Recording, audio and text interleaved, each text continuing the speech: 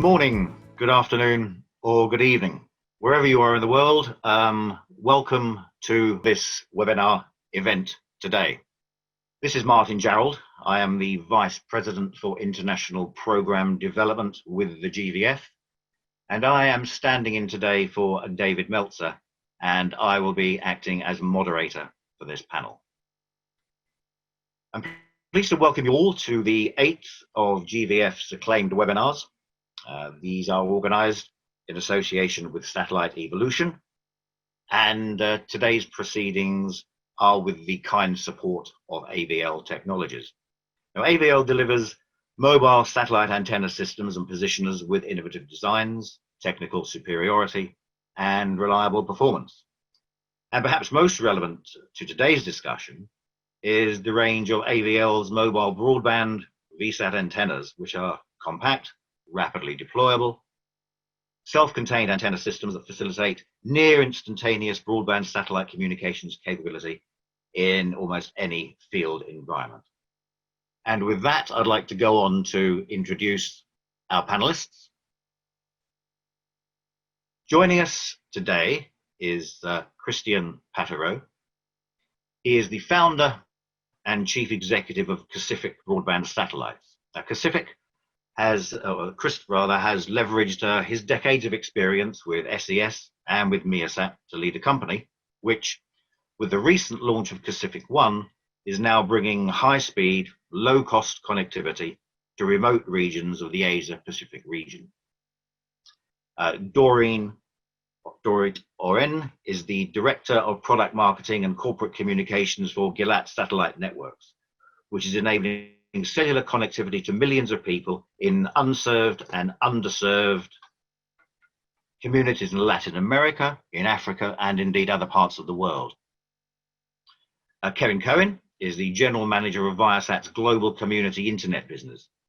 In this role, he is responsible for bringing economical broadband to unserved and underserved communities across emerging markets globally. Just one example is Mexico, where Viasat's community Wi-Fi service is now available within walking distance to more than 1 million Mexicans living and working in thousands of rural Mexican communities. And also joining us today is Nicole Robinson. She holds the position of Senior Vice President of Global Government for SES, where her responsibilities include the company's global business portfolio of government customers in the humanitarian sector. Of note to this webinar, SES recently partnered with Africa's leading internet provider to enhance satellite-enabled connectivity for major organizations, government institutions, broadcasters, and the private sector across 32 African countries, and has also recently partnered with other organizations to enhance connectivity for communities in Chad and Benin. Ladies and gentlemen, welcome to the panel. Thank you once again for agreeing to join us today, and I'll kick off, I think, firstly by addressing my initial question to Christian. It's quite a brief question, and perhaps you would give a more elaborated answer, if you like, than might initially be implied. So, is the biggest barrier to serving the underserved connectivity or affordability? Thank you, Martin, and thank you for giving me the opportunity to be here tonight, at least tonight in Singapore time, where I am. Definitely the answer to my view is affordability. Connectivity exists, in any shape or form in most places around the planet.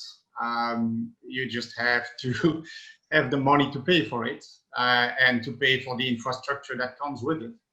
But the challenge really is to provide connectivity, the real connectivity, the internet, because many people usually shy away from that word, the internet.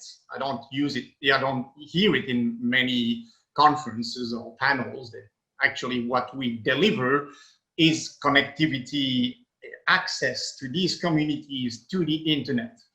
And you need to provide them access to that internet at a speed that allows them to fully participate to that internet, because there's only one internet. There's only one YouTube, Facebook, there's only one Skype, Zoom, etc. Only one of those. And in order to give them the speed, the quality that they need to have to access that internet, to have the point of access that is nimble enough for them to install it in their community, they need to have something that gathers all these attributes at the right cost. And cost is really paramount. It's really the it's really what wraps up all these elements. And that without that, you will give something of substandard quality. You'd give something that the internet that is a walled garden internet, and it will discourage people from participating to the digital economy. So affordability, definitely. Okay, thank you.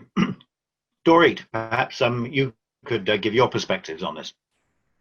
Yes, I tend to agree with Kevin about with Christian, I'm sorry, about the issue of affordability, but I think that the underserved areas of the world suffer also from the connectivity issue. And I think, though, that both are less so today than they were in the past. We see significant progress today due to the need of increased data communication, also in the business world and also in personal use. And this is definitely driving the adoption in the underserved areas. And as Gilad is the provider of the ground segment for satellite communication, we are using our backhauling over satellite to indeed provide connectivity to the underserved areas, as well as connectivity to remote areas that don't have any service at all. And we're seeing that MNOs worldwide are using satellite backhauling to indeed extend the coverage of their networks. And yes, as Christian said, the cost is coming down. The cost is an issue, but it is coming down with the abundance of capacity that's stemming from the increase in launches of the high throughput satellites and the very high throughput satellites, and of course also the promise of NGSO constellations. So to sum up, I would say that the barriers are less so than they were in the past, and they are being overcome, but still we see that in the underserved areas, there's an issue of connectivity as well as affordability.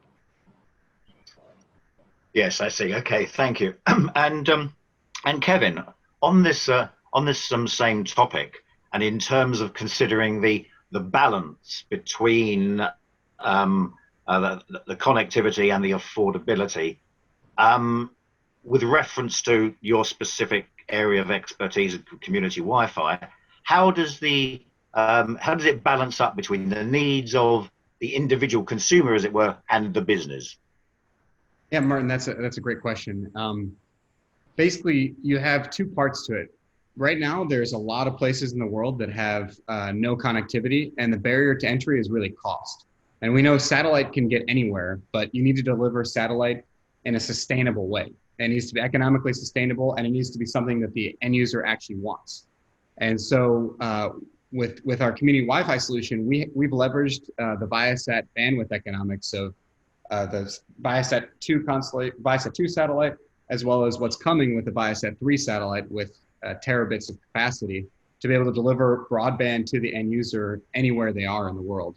And we know that the end users want to use the internet just as much as we do in urban areas, and they want to use as much data. So you need to deliver really high amounts of capacity to these end users at affordable price points, and you need to do it in an economically sustainable way so that you can continue to propagate the internet in places that currently are unconnected. And we think there's billions of people that there actually is no connectivity at their home or near their home. So the opportunity is very large for satellite to make a huge difference around the globe. Okay, before going on to my next question, I would like to continue with this a little longer, in as much as picking up on one of the key key words that you just used, Kevin, sustainability. And indeed, I'd like to come back to Dorit and to Christian specifically on this. Now, to what extent, what I recall having been in relation to working in relation to the satellite industry for a long, long time, longer than I care to recall. There were lots and lots of projects and programs, short-term funding coming from governments, coming from international agencies, and so on and so forth. But now the key word seems to be sustainability. Is that something now that is firmly entrenched within any business models that are set out? And Kevin, if you could comment on that first, and I'll go back to Dorit and to Christian. Yeah, well, so we were the first to launch community internet under the community Wi-Fi branding, if you will, back in 2018. And basically that model we built from the start to be sustainable, because we knew that if it wasn't sustainable, we were going to have to exit the business. So from our perspective, the only way that you're going to provide long-term connectivity to these unserved and underserved areas is really to provide a sustainable business model and to provide them enough data that at the price points that they can afford, that they're happy with using the service. Okay, and Dorit, sustainability. Yes. Where does that sit? Well, that fits in the sense that, of course, business that is not profitable is not sustained. And yes, as is being said, we must make sure that there is a business model behind what we're doing that indeed will support the business. And we're seeing this very strongly, with the government supports, but also we're seeing the need with the schools in many of the places, particularly in South America, where the government is pitching in, and with the same kind of solution as the Wi-Fi to a community, we're also seeing a delivery of internet in such a way to the schools, and the funding coming from the government. So yes, in order for the service to the underserved areas to be sustainable, indeed, we have to have the correct funding and not to rely on the low-income population to pay for the service. And Christian, sustainability. Well, I don't really agree with Dorit here. I think actually sustainability means that you don't depend on funding. You actually have a business that depends on people who are using it and not on subsidies to run, to make it profitable, and so that you can finance your infrastructure, pay for that financing, and be profitable generally, so that you can expand your service, you can build more infrastructure, reinvest that. That's what sustainability means. And it's very, very daunting. It's not easy to build an infrastructure that is sustainable in populations with very, very low disposable income. So how do you build that? Well, that's generally the secret sauce of people who are operating in that field. You have to be lean. You have to choose the right technologies. You have to choose the right channels. Try to eliminate the middleman as much as possible, and find not only the right technology for your satellite, but also for your ground system, and and then generally try to live off people who are very limited in disposable income. Okay. So that's very important. It's not easy to reach that, but at Pacific we have managed to do that and to break even and make money on rural areas. Okay, thanks. Of course, now in the satellite world, we're not only in the geo environment. We have other orbital technologies that are on the horizon, if you'll forgive the pun, but others that have been with us for some time. So Nicole, with reference specifically to SES's MEO system, you extend the reach to government, education and health, but what are the unique characteristics of MEO that make that a more addressable challenge to actually reach out and achieve all of that connectivity? Sure. And even a continuation of your previous question around affordability versus connectivity in this way, that was really at the heart when we partnered up to launch O3b, which is the medium Earth orbit constellation. And up until that point, prior to MEO satellites entering the picture here, geostationary satellites really were the only option for other than fiber services, meaning in most cases, this was very large satellite dishes, high bandwidth prices, data rate limitations, and keep in mind, I'm speaking to you from SES, which is the largest MEO geo operator. So just to highlight, there is, for every job, there's the right tool. And there is room for these different architectural elements. They each play a different role when it comes to these requirements. So with O3b, the MEO network in particular, there's a lot of services, a wide range of services available in the arena of serving the underserved. So it's about rapid deployment to hard to reach locations, MEF certifications. So today it's the only NGSO, it's the only constellation that has fiber-like certification, yet is SATCOM enabled. And it's really a constellation aimed at delivering to end users. Today, as many of you know, the MEO satellites fly at 8,000 kilometers versus GEO, which is at 36,000 kilometers roughly. So that with that, they inherently have far lower latency. They're well suited for high-speed signals, data rates, and in the context of this discussion, very well positioned for e-health, e-governance, e-education application. We have, I think, an opportunity later on to dive a little bit deeper into some of those examples of where those have been deployed today and where MEO has really shown, the shining star that it is in delivering these services. Mm-hmm. Yeah. Okay. All right, then. I want to continue this particular theme in some measure because one of the words you actually used in your response, Nicole, was the word fiber. Over the years, we've heard so much from the fiber, from the terrestrial community, the extent to which it is going to be effectively turning satellite into something that's only a niche, and that the fiber will be connecting up everywhere, transoceanic fibers, going inland, etc., etc. We see evidence really that they are not really succeeding in that regard. So, but let me ask you each to look into your respective crystal balls.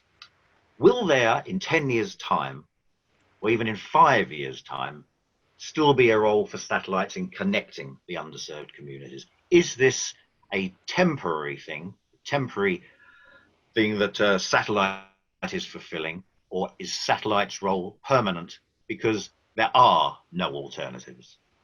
Let me turn first to Kevin. Martin, that's an interesting question. We at Viasat think that in 5 years, 10 years, 20 years, will still be a viable alternative to connect the unconnected and unserved. And well, hopefully by then they'll be served by us and other satellite providers. We're already providing internet to millions of school children in Brazil. We're within a million plus in Mexico. We're launching our community internet business in a few other markets here this year. And what Viasat's doing is we're continuing to invest in higher and higher throughput satellites to keep up with the demand of people using more and more data, and two, to be able to serve these unserved and underserved communities.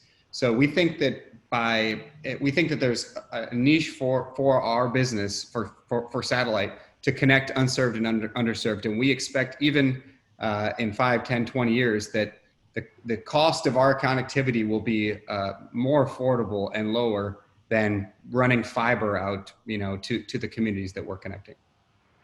I see. Okay, thank you very much. Dorit. Yes, I of course also think that satellite is not going anywhere, and satellite communication is going to be here for 5 and 10 years, if not more.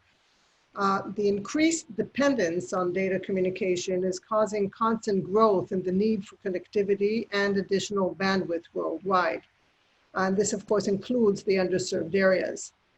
Now, the satellite connectivity has an important ongoing role in, I would say, in three areas as we move forward.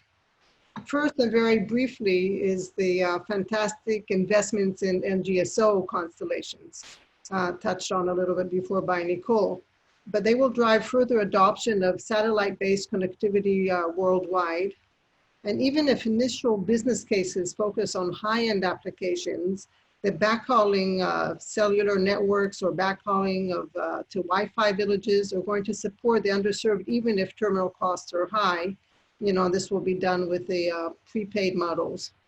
So I think that first and foremost is the terrific investment and availability of additional capacity with the NGSO constellations. The second point is the promise of 5G. Calling for connecting billions of devices everywhere. Now, satellite communication has become an integral part of this vision, and satellite has both the scale and the scope to enable this vision of ubiquitous connectivity. So this is, of course, another reason why I see that 5G is going to, with its growth and proliferation, is going to maintain this part of it, satellite communication.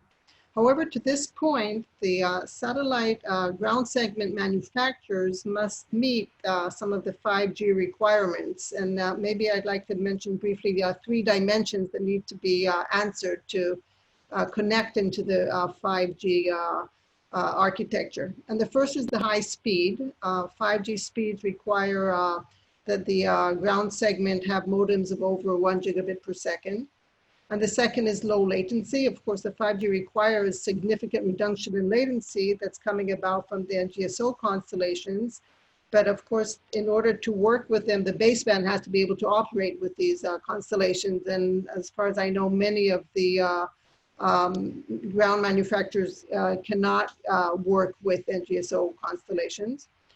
And the third dimension is having a flexible network architecture. And for the ground segment to integrate into the 5G ecosystem, there needs to be efficient interfaces to 5G virtual network functions and the implementation of full network orchestration. Now, I'm happy to share that these three dimensions that I just mentioned were demonstrated by Gilat's platform, which supports multiple satellites and multiple orbits, also the GEO, also the NGSO, and multiple beams. And as such, is a key enabler of the 5G user experience that is being promised. And the third, very quickly, point about, or the third area of why satellite is going to have a continued role is the traditional typical mobility applications, of course, IFC, cruise ships, on the move, on the ground. But maybe most importantly, when we talk about the bridging the digital divide, is emergency communication. We want to make sure that if a disaster hits somewhere, whether it's in the city or whether it's in an underserved rural area, that satellite communication could come in to save lives. And satellite communication is really the technology that can be deployed very quickly and anywhere when terrestrial infrastructure breaks down. Okay, thank you very much. And Christian, briefly your perspectives on this point. Do you feel, in terms of serving the vast Pacific Ocean, that, and when people talk about fiber, I said, well, yeah, of course it's totally irrelevant because the fibers might be passing straight by, but that's what they're doing. They're passing straight by. Is that a fair view? I mean, they do have branching to some of these islands, so they do it. In order for the fiber to be affordable, you need a concentration of demand, concentration of population. And I can give you many examples of Pacific Island countries that have chased the mythical beast of cheap fiber in order to serve their 20,000 people population, and it's been an absolute financial disaster. In places like this, satellite is there to stay. It's not an interim solution. And there are many places, even in larger countries, Philippines, Indonesia, Malaysia, even more developed countries, that are still looking like the Pacific Island because they're isolated by terrain, by jungle, foliage, etc., or difficulty of access. And those Those places still will require internet connectivity via satellite to my view, for forever, because satellite has the right to win there, is the most affordable solution. And if you had to connect all those places with fiber, it would make absolutely no economical sense whatsoever. Okay, thank you very much. Before going on to my next question, which will concern the sort of comparative advantages of geosystems and NGSO systems, we've got a question that's come in from one of our audience. This individual has commented that much of the discussion so far regarding the clients of the systems that we've been discussing seem to be government and institutional and so on. Could you actually say something about the specifics of the consumer applications among the offerings from your respective 4 points of view? Nicole. So I think, you know, the way that we orient ourselves, at least at SES, and I know a number of different companies orient themselves similarly, is a solutions practice rather than pushing a product or an application that's on the shelf after the customer. We start with the end user's requirement and we design a solution based on that requirement. That may in some cases be incorporating access to our own GeoFleet, our MEO constellation, in some cases in partnership with other manufacturers for a product offering in the context of a full end-to-end solution. So in my domain, I'm looking after the global government practice. So from an end user application perspective, if that's where the question was aimed here, you can imagine some of the key ingredients here are in the ISR domain, intelligence, surveillance, and reconnaissance, and the driving technologies surrounding those bandwidth-hungry platforms in a variety of different fashions. The other one that maybe is more germane in this discussion would be the demand for morale, welfare, and recreation applications to be supported. In this way, we have found a number of different nations when it's about their recruitment of soldiers, sailors, airmen, and Marines, keeping them engaged in the services beyond their minimum stated required period of being in uniform. When they're forward deployed, the expectation is that we'll have access to their creature comforts they have at home. So access to their tools that are social media related, gaming in some cases, and other means of connecting with friends and loved ones at home when they are forward deployed. This means having data in order to do that.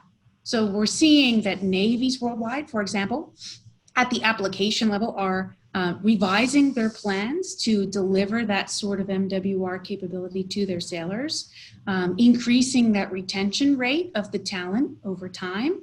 And, you know, it is absolutely, I think, a relevant question from rather than thinking of the NGSO or the geo constellation and pushing that down to the end user, thinking in terms of what that end user is trying to accomplish and building up a solution and a capability that is reflective of that need at the end of the day. So hopefully that helps give some view from a government application vantage point at least. Okay, and Kevin, from your point of view, does community Wi-Fi by definition mean community, the individual consumer, or are businesses encompassed within that too?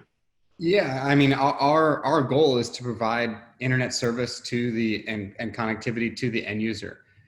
So these end users that we're working with, these people, they want to do everything that we do on the internet. They want to go on YouTube. They want to browse the web. They want to use Facebook. They want to do video calls to their family members.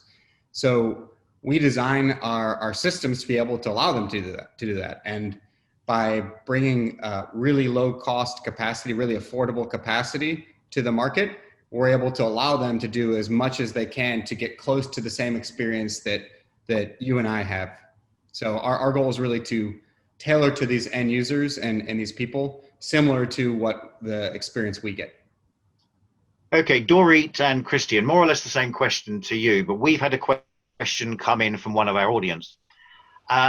specifically in terms of the offering to actually cover the needs of schools. Could you comment on that? The need for what? Connectivity for schools, for educational institutions. Yeah, well, I think it was spoken about very well. I mean, that is one of the key applications in remote areas that is very important, and very much actually even more so now when as we come into a pandemic, we're seeing the remote learning and the need for satellite connectivity even more in order to connect the schools to the homes. I don't have a lot to add actually to what was said about this. Okay, and Christian, surely the coverage of educational institutions must be a core element of your offering. Yeah, absolutely. The issue with that is just you have to come back to the notion of sustainability.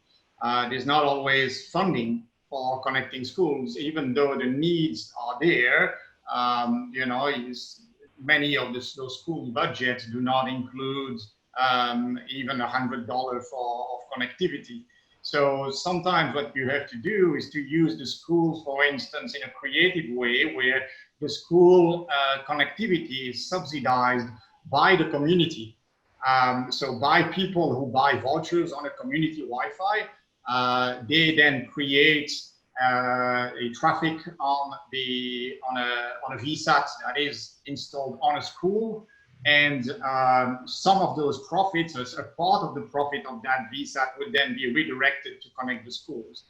So that's how you design the business model around the school, but the needs are absolutely tremendous. That's usually what drives the bandwidth needs in community. That's where, usually it acts as an anchor point. If you have funding for a school, you very quickly in a village, you'd have between 50 and 100 students in, small size schools. And so, of course, that drives a lot of traffic. But like I said, the issue is very often funding. So some countries do have programs for that, which is great. Others, you have to find a more creative way, which relies on the population. Okay, thank you. Okay, the next questions go off on a slightly different tack, but before doing that, I'd just like to acknowledge the support that we've had from AVL Technologies in order to enable us to have this very interesting meeting this afternoon.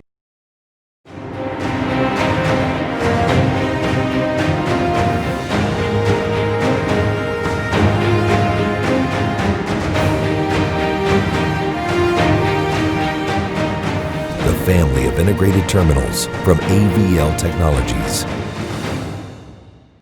Regulation and universal service funds. The main question is, to what extent are universal service funds a significant source of support to enable the delivery of internet services to those areas unserved and underserved? And how does that interrelate when you're trying to deal with administrations that effectively still have a telecoms monopoly? Dorit. I'm sorry. I apologize. I was looking at a message that just came in. I apologize.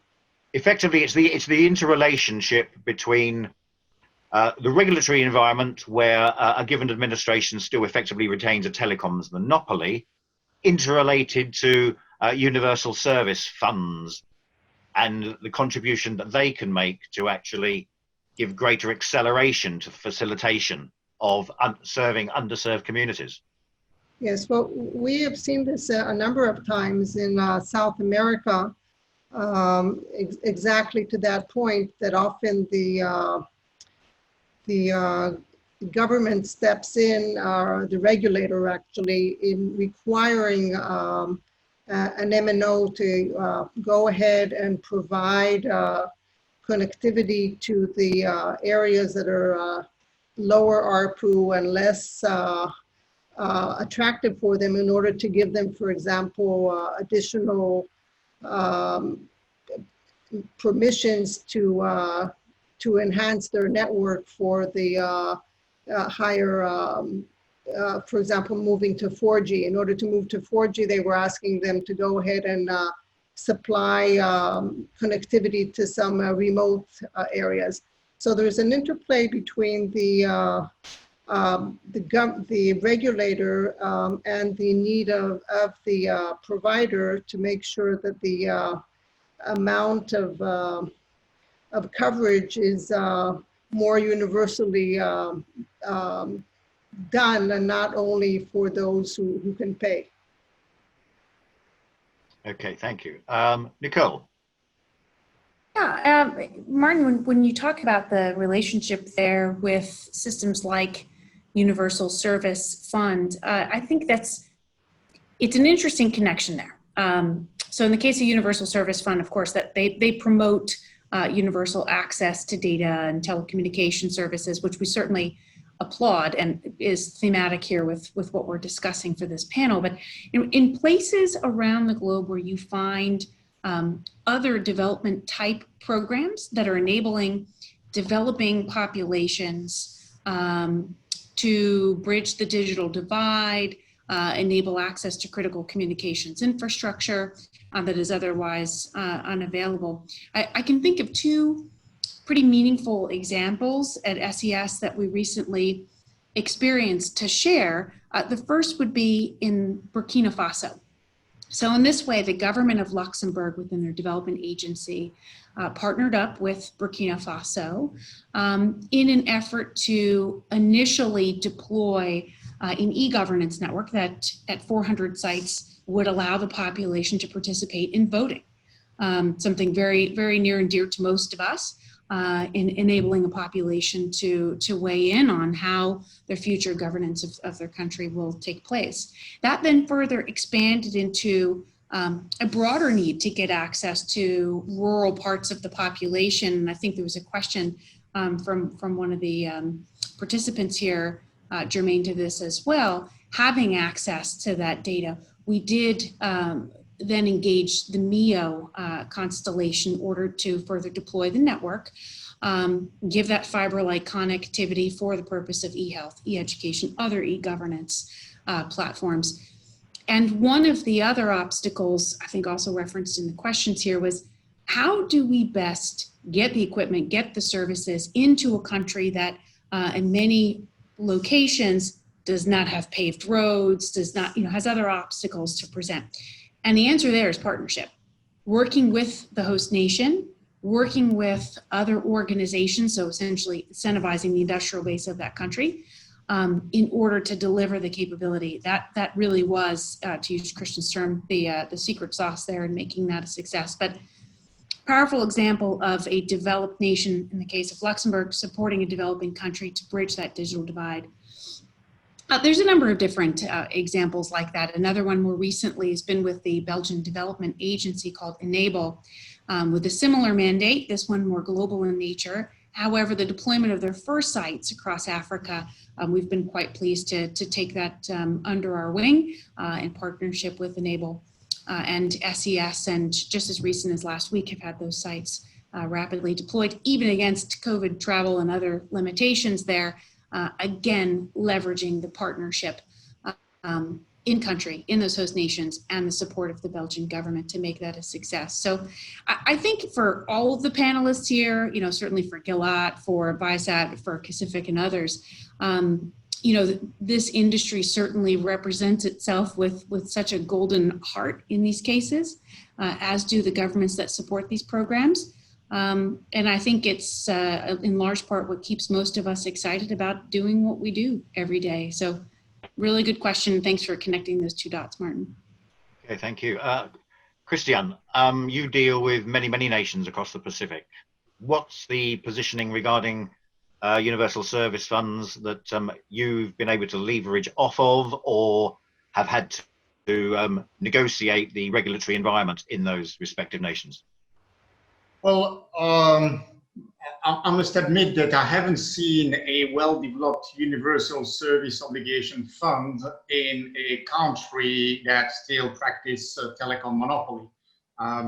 Usually those things happen behind their own curtain, and if they want to connect certain regions, they do. But typically what we see is that countries that are deregulated then embrace the option of a universal service obligation fund by asking the players to contribute to that fund. And then in one island, for instance, in Vanuatu, they have this concept of pay or play, which I find quite interesting, where either you pay or you contribute actively by deploying infrastructure in those remote areas. But generally, those funds are useful. But again, you come back to the notion of sustainability. They run out quickly. Some countries have bigger funds. Thinking of the Philippines, for instance, with the help of UNDP, for instance, or Indonesia has a big universal service obligation fund to cover the needs of government facilities, and those are really meaningful in the sense of absorbing satellite capacity. But in many other countries, it's not sufficient. So it's nice to kick off the discussion of connecting remote areas, but then private players like ourselves have to be creative to find business models that work and are sustainable in order to connect those areas. And there is, really, when we connect remote areas, for instance, we connect many clinics. By connecting places like that, or connecting police stations, for instance, you're addressing the fundamental needs of society. And by doing this, you become a public service, right? So there is always funding. Even the villagers themselves, they will put together a fund in order for you to connect their clinic, because they know that the next person who will be critically ill in the village will need that facility, will need the connectivity in order to call for medevac or to call for a remote doctor to guide the local practitioner. So the funds are good, but they're definitely not the final solution most of the time. Okay, thank you. Right. Taking a slightly different view now, and maybe going back to what might be described as the basics. What advantages do LEOs have over NGSOs, and vice versa, in terms of bringing solutions to the kinds of communities we are talking about? It's a very simple question, which of course is bound to have a very, very complex answer, which of course you each have your respective positions with reference to the kind of orbital infrastructure that you are variously using. In your case, Nicole, of course, a combination of GEO and NGSO. But let me turn to Kevin on this one first of all. You, of course, are in GEO, and how is your how are you viewing the continuation or the opportunity to serve these communities purely through GEO, or do you recognize opportunities in other parts of the orbital infrastructure to achieve this? Yeah, so starting with GEO, we see the advantages to GEO in that there's better economics. So per gigabit per second launched, we see the economics being better on the GEO side. We also see that it's potentially more scalable, and just the productivity is better. So when we think about where people live with our GEOs, with the Viasat-3 and future Viasat-4 satellites, we can concentrate bandwidth over regions that have high demand. And as we know, a very small percentage of the globe is covered by people. But then, LEO does have advantages in lower latency, and there's a lot of business applications where lower latency is quite important. So Viasat does have an NGSO filing as well. So we think that both GEO and NGSO complement themselves nicely. But when we talk about serving the unserved and underserved, it's unlikely that a VPN connection is their most important feature of their daily life. It's going to be using internet for education. It's going to be using internet for entertainment, and then for connecting with friends and family. Okay, Nicole, you cover GEO and MEO. So what's the view from those orbits? Yeah, I mean, I think certainly couldn't be a more relevant topic right now as it pertains to underserved. communities. And as mentioned earlier, there are benefits, of course, for the geo wide beam coverage, the global reach. There's certainly advantages of having the lower flying MEO network delivering that that higher throughput, lower latency. And one of the questions that came in, it was more of an operational question about, from a military perspective, having fiber cuts in certain locations is absolutely a threat to first responders, to those who are in the practice of rebuilding nations.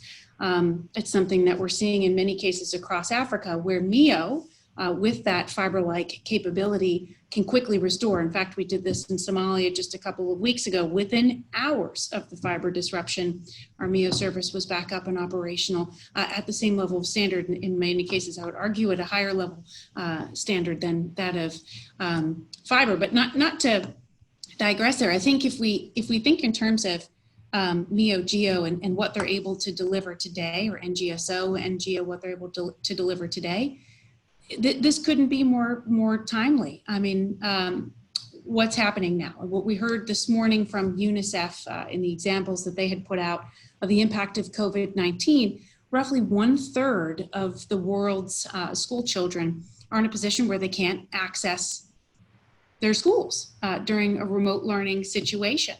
This is something that all of us in this industry should not feel comfortable about, and should all be putting our hands up to find a solution. Selfishly, I have 3 children of my own. We luxuriate here in the US of having ample data and all sorts of pipes coming into our homes.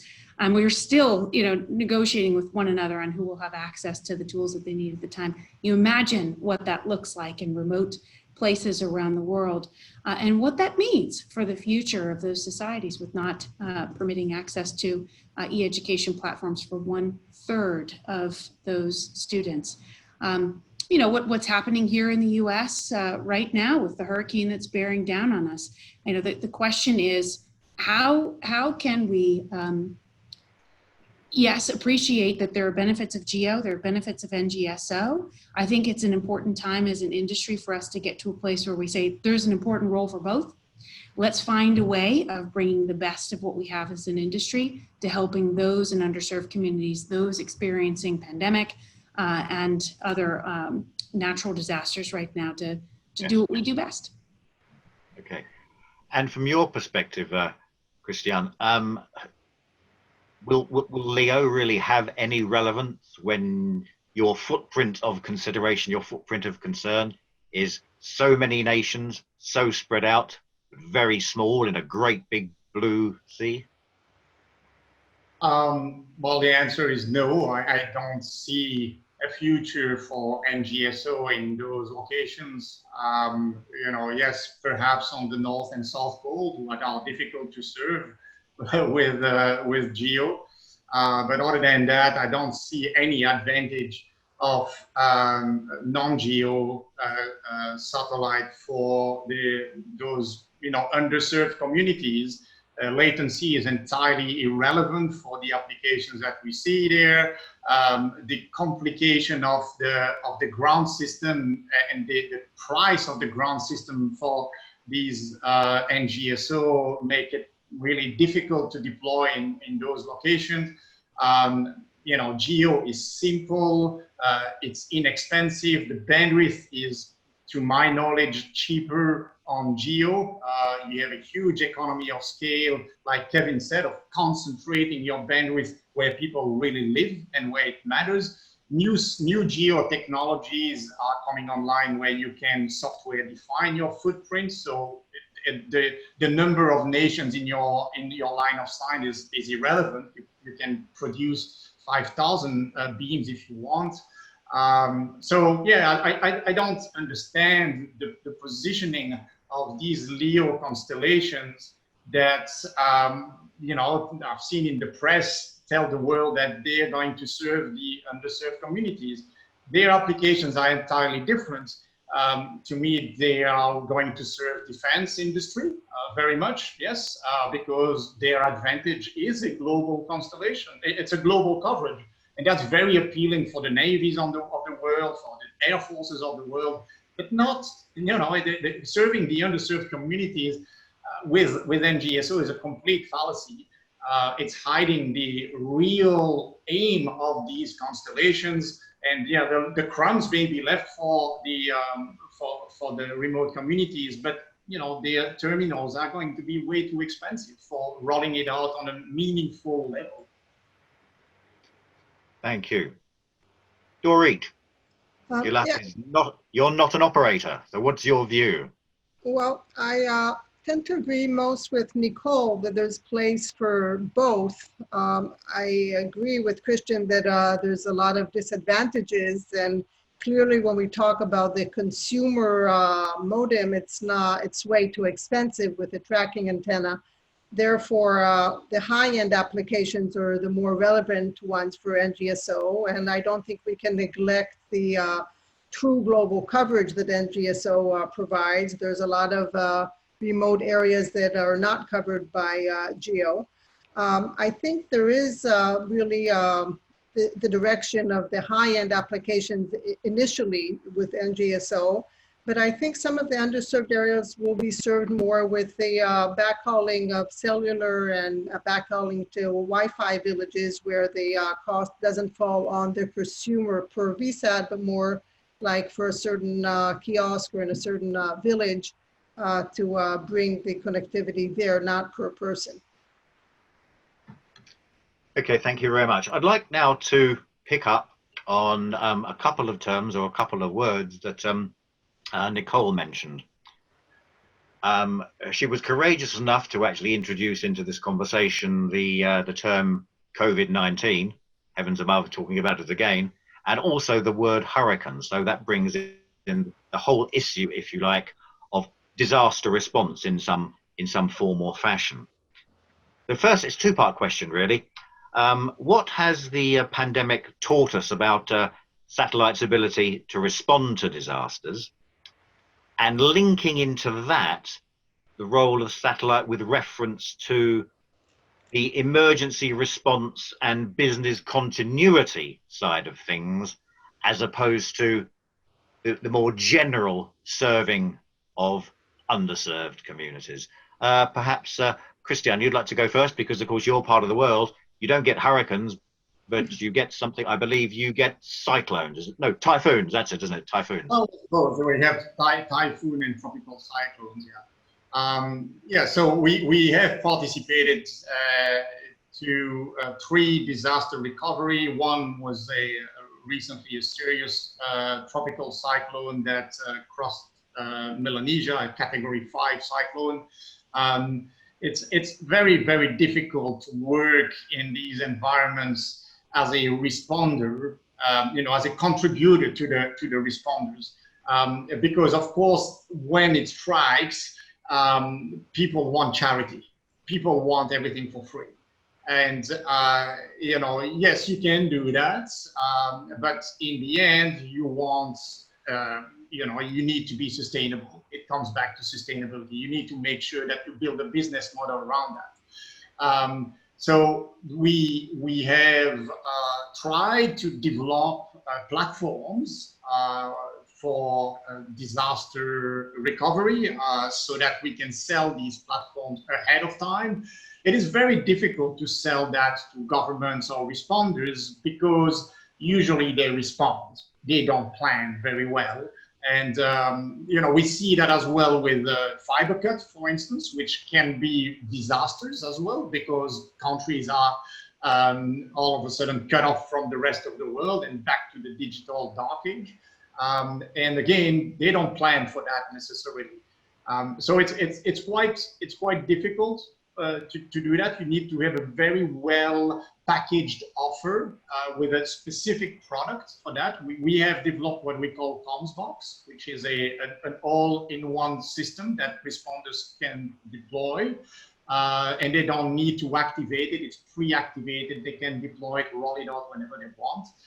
So I think that's quite interesting. But now related to COVID specifically, what we've seen is that it's a state of shock in our regions.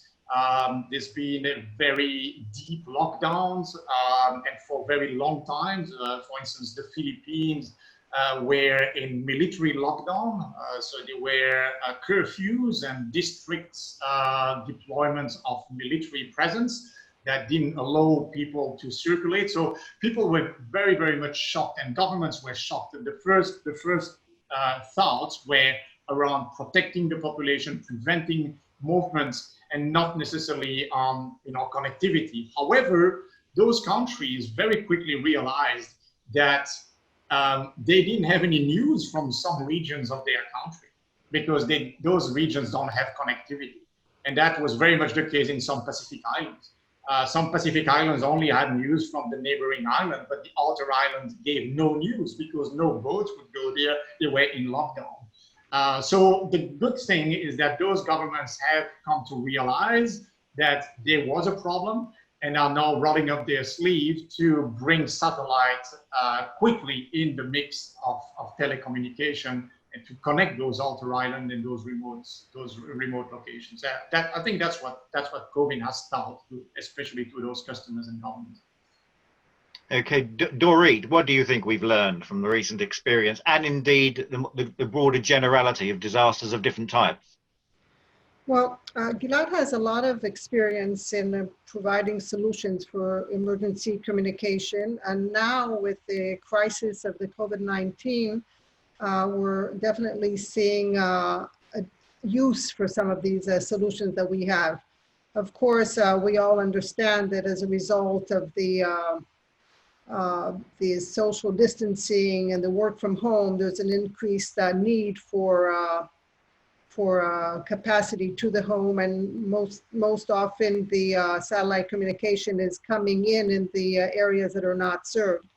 However, what I want to kind of talk about in this pandemic, for example, has caused the need for hospitals, the temporary hospitals that need communication, or temporary hostels where people that are contagious need to stay and need communication there. So there's a lot of temporary solutions that need communication.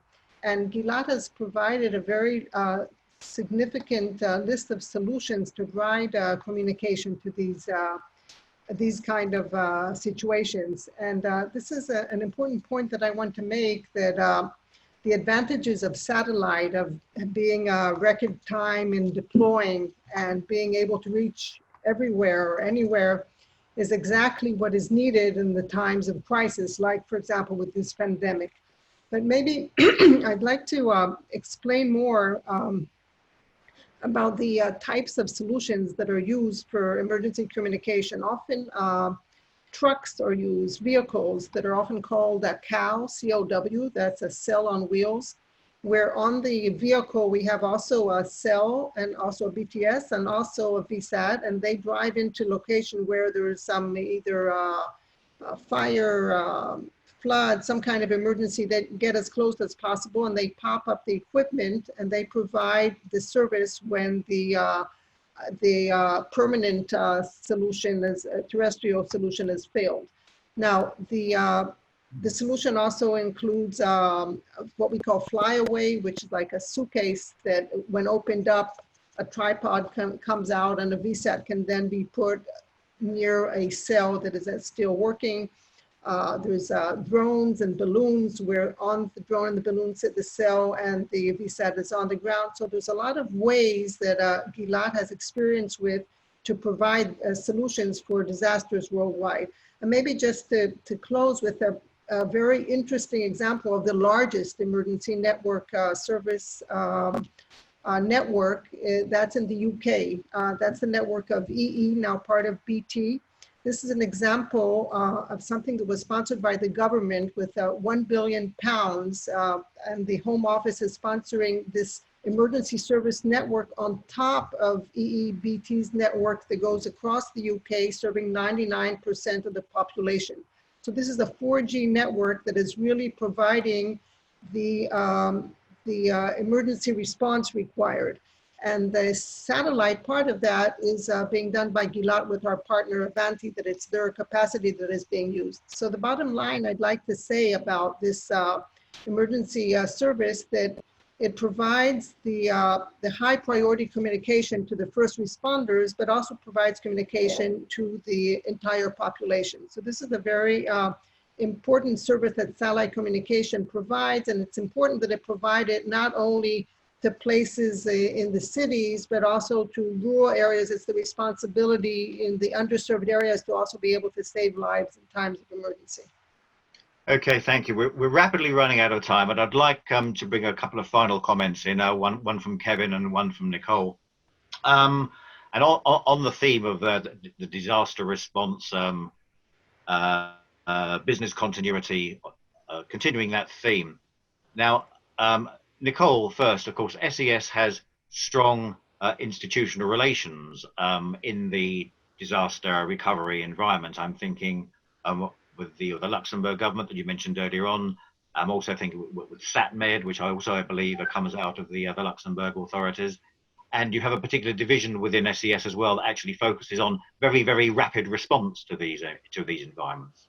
So is that seen as part of an adjunct to serving underserved communities? Because in my interpretation, at least, so often it seems that it's typically underserved communities that have the greatest difficulty in organizing and managing response to disaster.